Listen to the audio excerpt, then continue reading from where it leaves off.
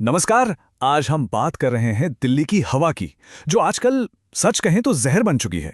हालात इतने बिगड़ चुके हैं कि सरकार को एक तरह से इमरजेंसी जैसे कदम उठाने पड़े हैं। तो चलिए आज इसी को थोड़ा आसान भाषा में समझते हैं।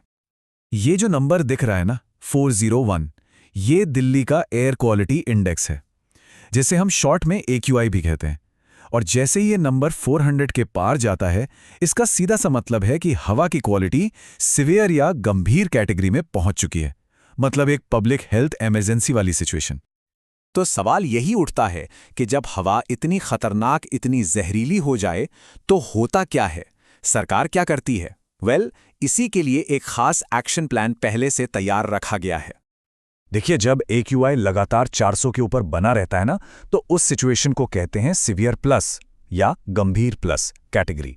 और बस यही वो ट्रिगर पॉइंट है जब सबसे सख्त, सबसे कड़े कदम उठाए जाते हैं। तो इस पूरी समस्या से निपटने के लिए एक सिस्टम बना हुआ है। इसका नाम है GRAP। ये खास तौर पर दिल्ली और आसपास के इलाकों में एयर पोल्यूशन से लड़ने के लिए डिजाइन किया गया एक प्रोटोकॉल है। ग्राप, इसका पूरा नाम है ग्रेडेड रिस्पॉन्स एक्शन प्लान। अब इसका मतलब क्या है? असल में ये एक तरह का ऑटोमैटिक सिस्टम है।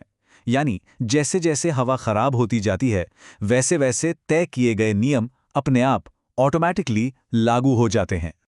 ये जो पूरा प्लान है ना, ये 4 स्टेज में काम करता है। स्टेज 1 तब लागू होता है जब हवा पुअर यानी खराब होती है। फिर आती है वेरी पुअर की स्टेज 2, सीवियर की स्टेज 3 और आखिर में स्टेज 4 जो है सीवियर प्लस। और दिल्ली इस वक्त इसी चौथे और सबसे खतरनाक स्टेज में है।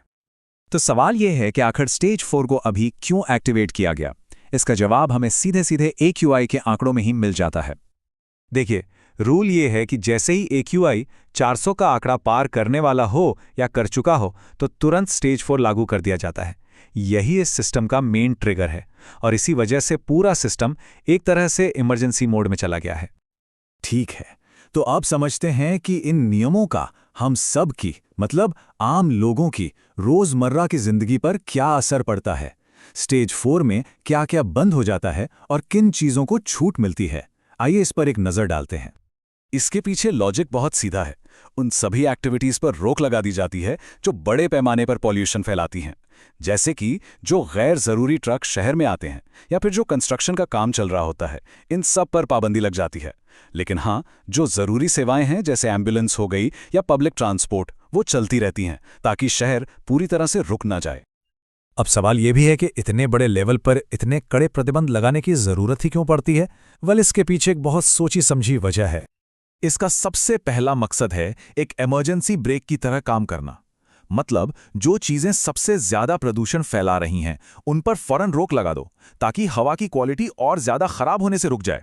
एक तरह से डैमेज कंट्रोल। और आखिर में ये सब कुछ जुड़ा है लोगों की सेहत से, उनके स्वास्थ्य से। ये जो इमरजेंसी उपाय हैं ना, ये लाखों करोड़ों निवासियों की सेहत को बचाने के लिए एक बहुत जरूरी कदम है। इसका सीधा असर हम सबकी जिंदगी पर पड़ता है। और ये सब हमें एक बहुत बड़े सवाल के साथ छोड़ जाता है। जिस तरह से हर साल ये एयर क्वालिटी का संकट बार बार लौट कर आ रहा है, तो क्या ये इमरजेंसी उपाय या पाबंदियां ही हमारे शहरों में जीने का एक न्यू नॉर्मल बन रही हैं? ये एक सोचने वाली बात जरूर है।